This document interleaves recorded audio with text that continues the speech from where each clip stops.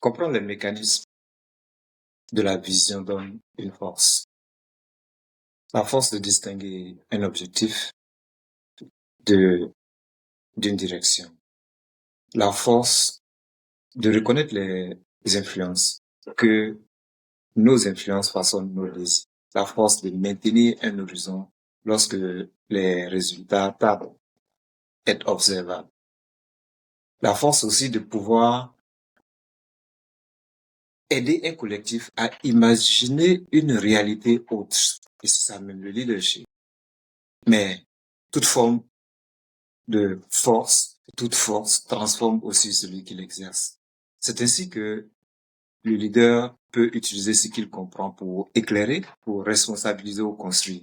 Et il peut aussi se mettre, commencer à se croire plus lucide, plus conscient, moralement supérieur que à ce qu'il conduit. Il peut, dans ce cas, commencer à chercher à expliquer les autres avant même de les écouter. Et dès qu'il y a quelque chose qui est comme une petite objection à sa vision, il appelle ça résistance. Il peut utiliser tous les mécanismes, toutes ses connaissances sur les mécanismes de fonctionnement humain pour renforcer son jugement des autres ou simplement contourner le jugement des autres. Donc, la vision ne transforme pas seulement le réel, elle transforme aussi le leader qui porte la vision. Et cette transformation doit donc être surveillée. Bienvenue dans la fabrique du leader, le podcast.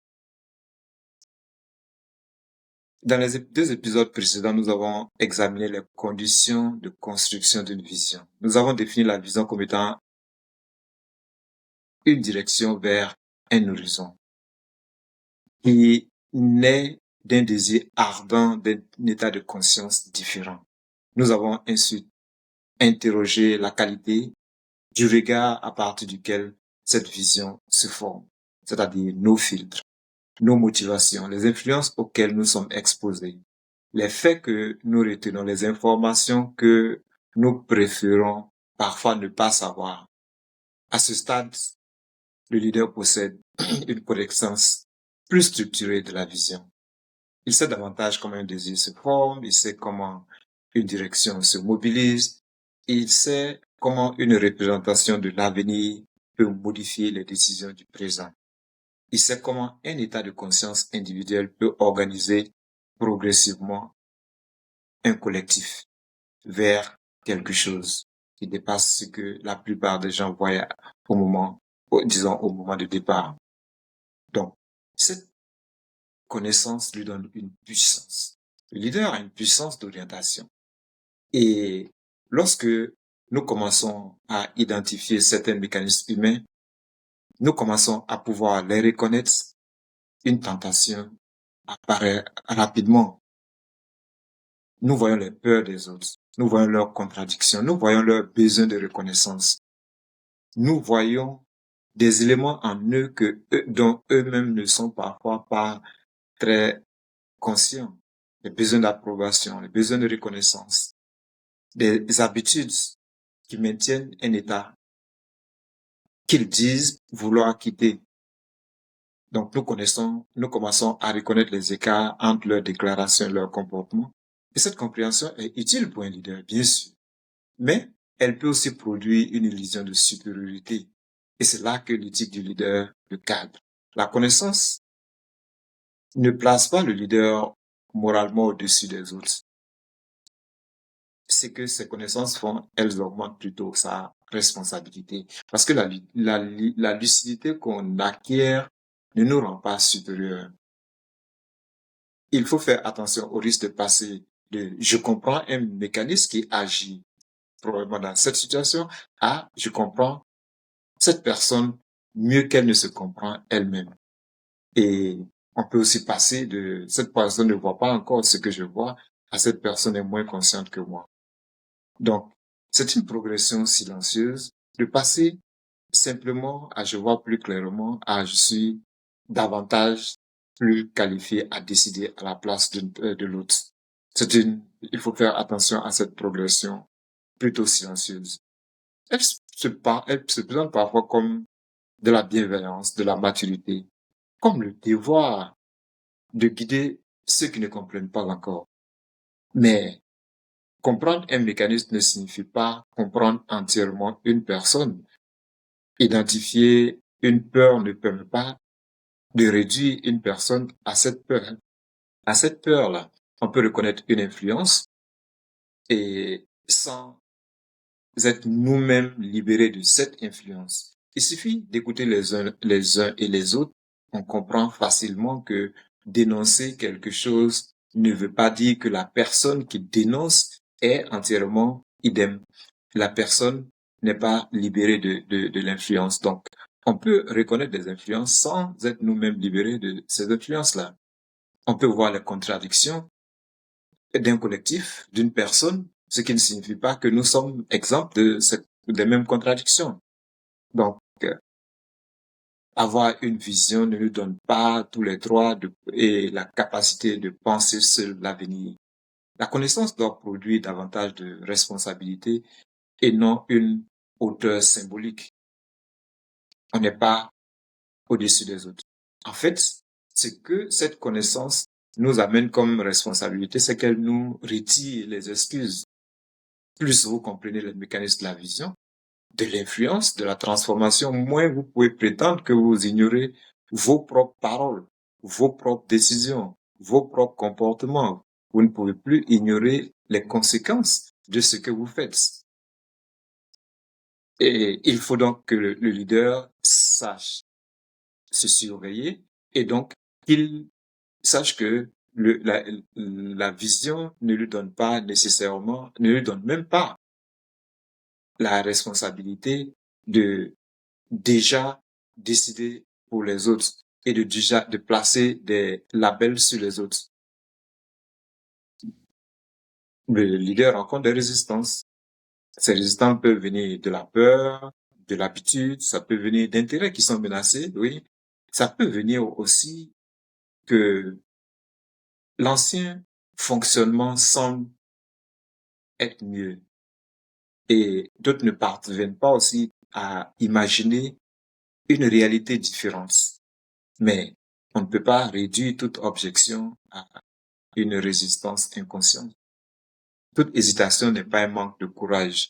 Et c'est pas parce qu'il y a un désaccord que on prend ça pour une incapacité à comprendre la vision. Et là encore, ceux qui sont les leaders dans des groupes qui font des changements radicaux, c'est là qu'ils perdent souvent, puisque c'est là que les révolutions finissent par manger leurs propres enfants, puisque dès que il y a un désaccord, il est interprété à l'extrême.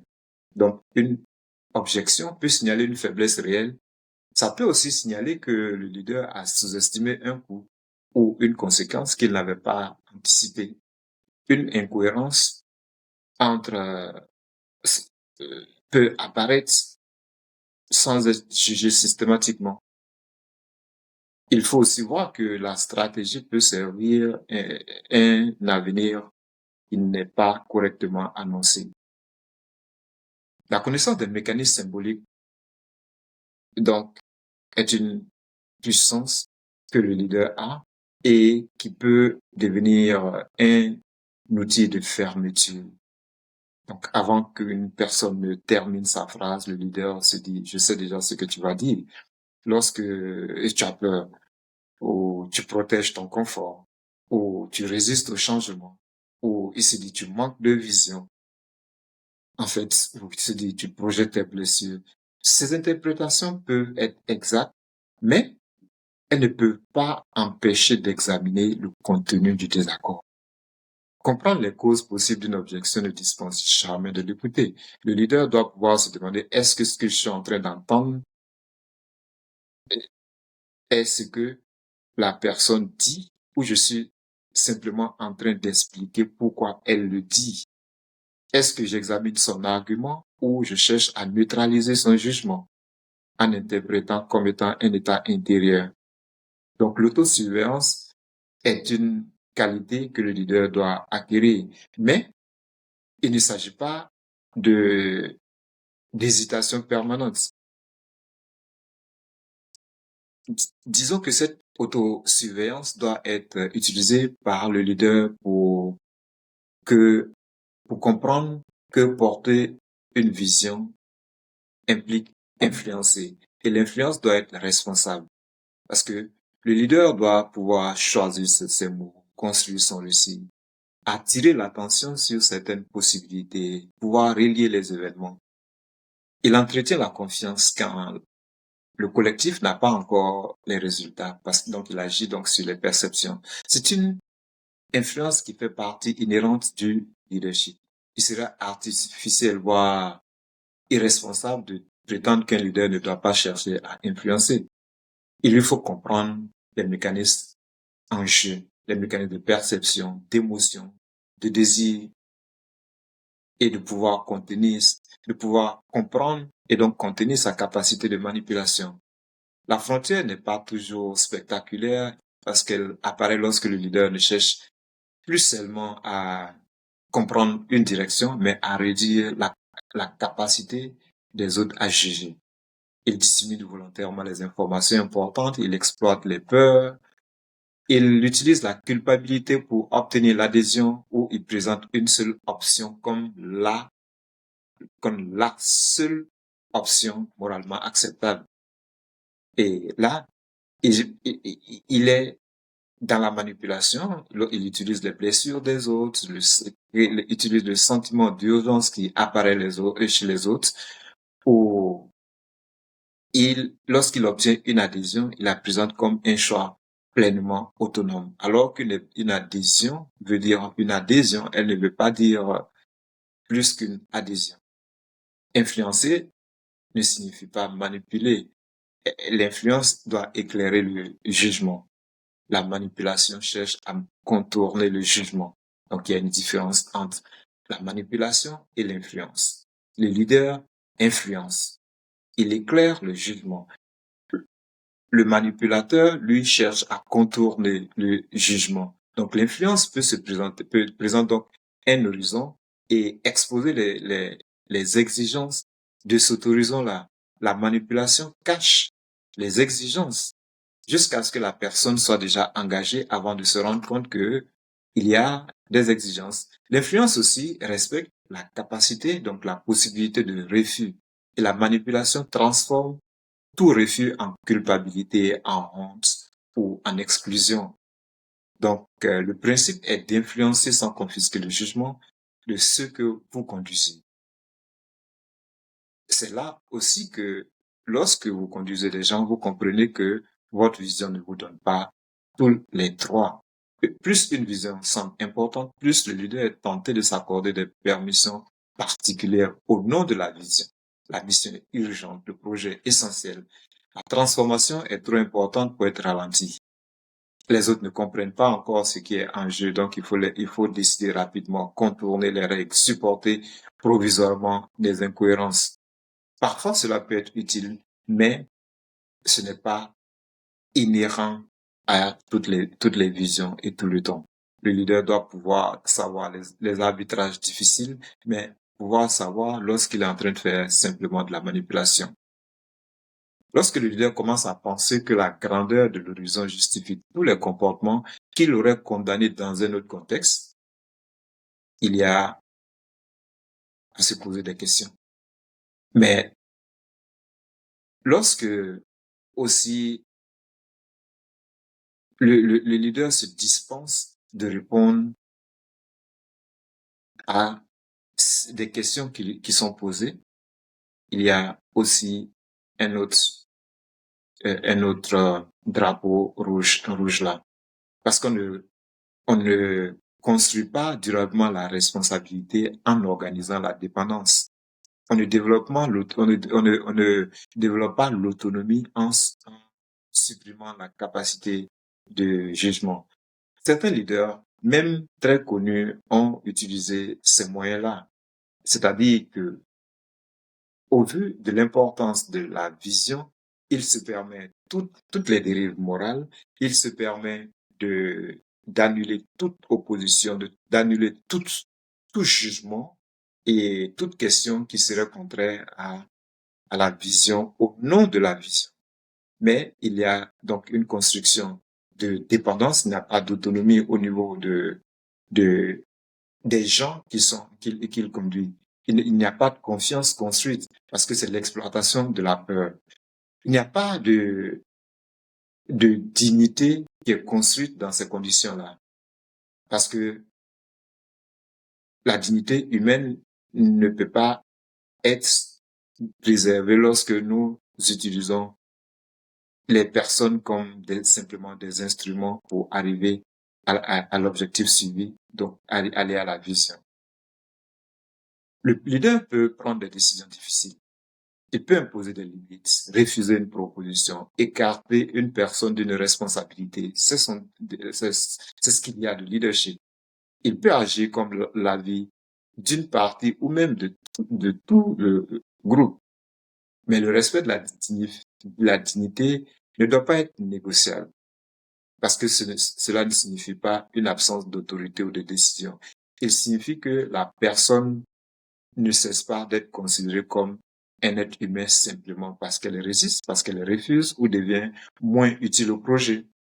Donc la limite, l'une des limites qu'un leader peut ou devrait se fixer, là nous sommes normatifs, c'est l'être humain, la conception de l'être humain. Parce que une personne vaut ce qu'elle vaut et ce qu'elle peut légitimement subir ne doit pas dépendre de facteurs déshumanisants.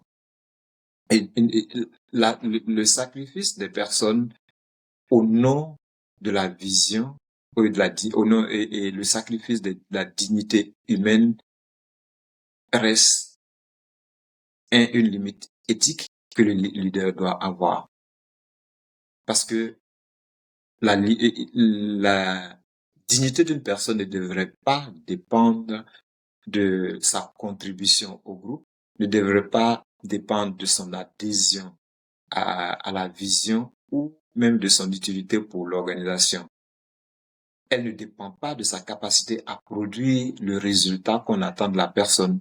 Donc le leader, la dignité ne dépend pas de ce que le leader approuve ou désapprouve. Elle est inhérente au fait d'être humain.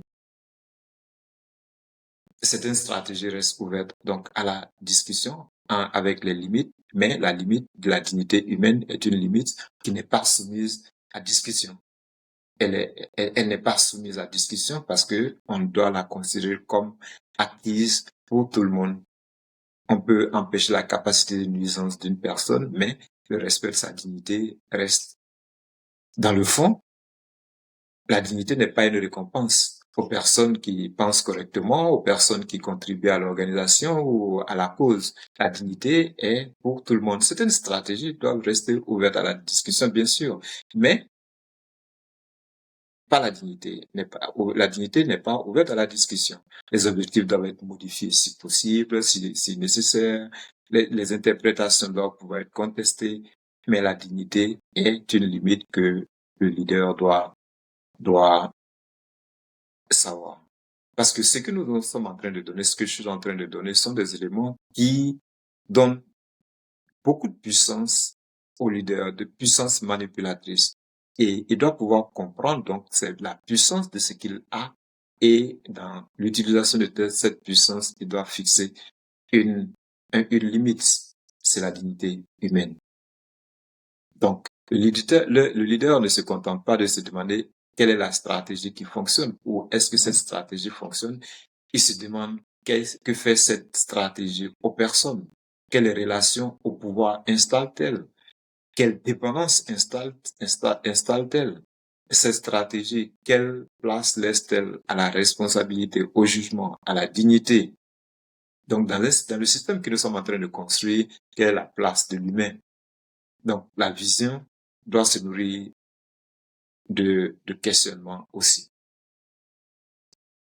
L'un des points auxquels le leader doit faire attention, c'est que la vision qu'il porte peut nourrir le sentiment d'importance. Parce que la vision amène le leader à contribuer à quelque chose de plus grand que lui.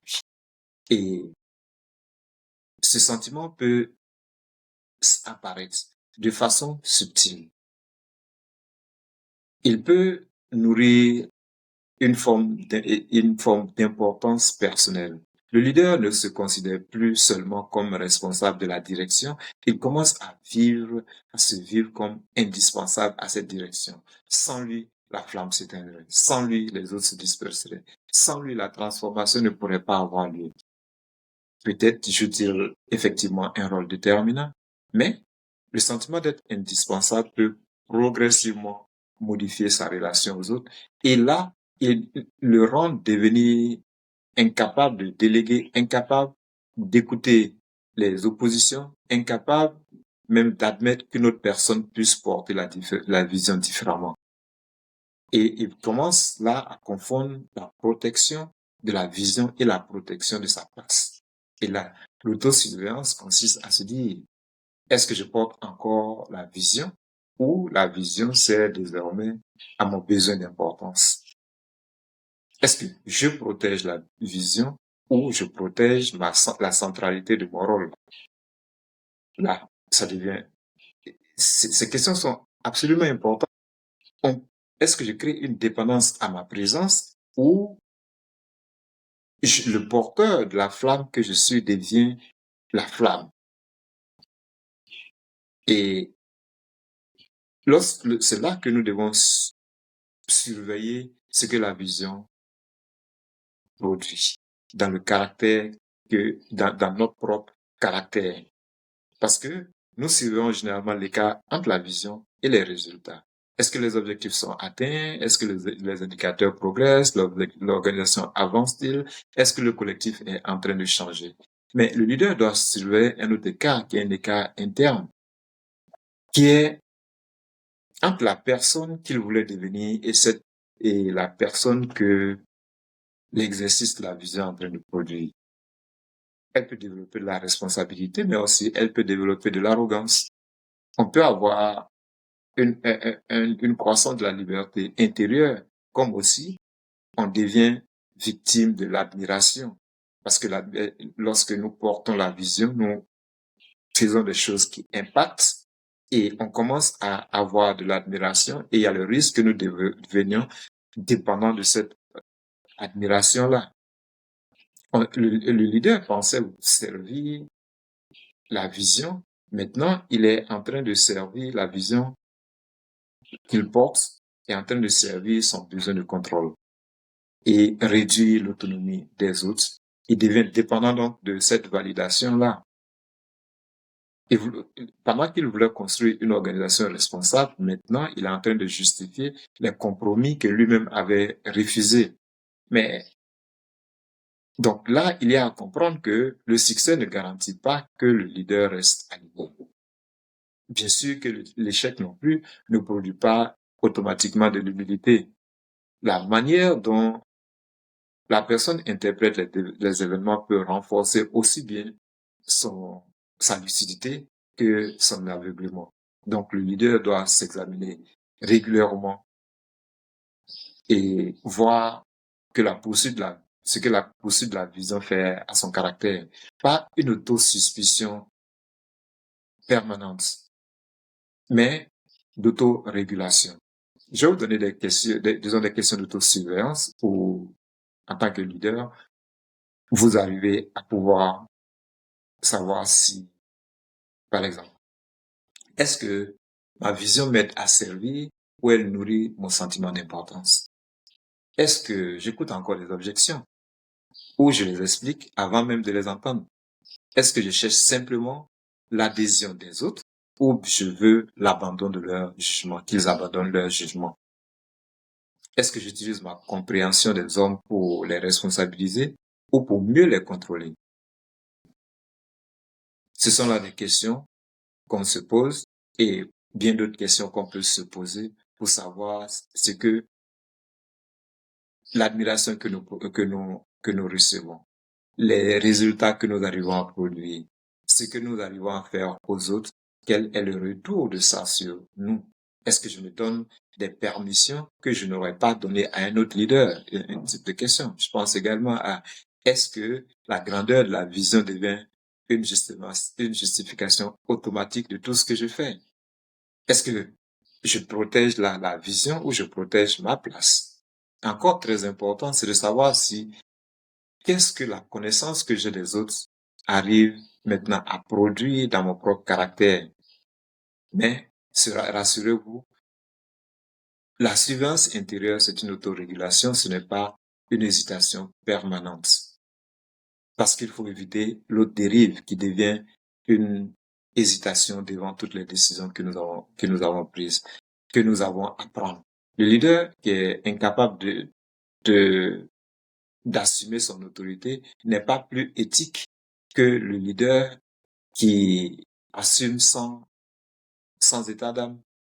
Il devient simplement moins capable de conduire s'il n'arrive pas à assumer son autorité. Donc la surveillance intérieure, c'est pas la négation de puissance. C'est juste une manière d'orienter le leader. Elle permet au leader d'être affirmatif sans devenir fermé. Elle lui permet d'influencer sans manipuler, de pouvoir décider sans déshumaniser et de porter une vision sans s'identifier entièrement à la vision. Et ça, c'est absolument important pour le leader, pour qu'il reste durable. Parce que les différentes autres directions, qui est le besoin constant d'approbation de ceux qui le suivent, d'admiration, disons, de ceux qui le suivent, le besoin disons, lorsque le leader arrive finalement à être fermé, à ne plus écouter les autres, lorsqu'il utilise ses connaissances pour manipuler au lieu d'influencer, il arrive vers une dérive qui n'est pas durable pour lui-même et aussi pour les autres. Donc c'est une dimension éthique pour les autres, mais pour le leader lui-même, dans sa durabilité, dans la solidité de son leadership, c'est absolument important. Il faudrait que les leaders sachent que l'autorégulation l'empêche de devenir prisonnier de la puissance qu'il a acquise. Nous pouvons donc conclure que la vision donne une force. La force de choisir une direction, la force d'organiser des objectifs autour d'un horizon, la force d'interpréter les résistances, la force d'influencer les perceptions, la force de maintenir une possibilité vivante lorsque les résultats ne sont pas encore visibles. Mais c'est aussi une force qui donne de la responsabilité, pas de transformer un être humain en un être intellectuellement ou moralement supérieur aux autres, qui est au-dessus de toute moralité. Donc le leader doit surveiller la manière dont il utilise sa compréhension des autres, pouvoir écouter les objections, pouvoir influencer sans confisquer les jugements. Il doit reconnaître que la dignité humaine qu'il peut exiger pour lui-même ne doit pas être utilisée pour instrumentaliser, justifier. Il doit pouvoir utiliser cette dignité humaine,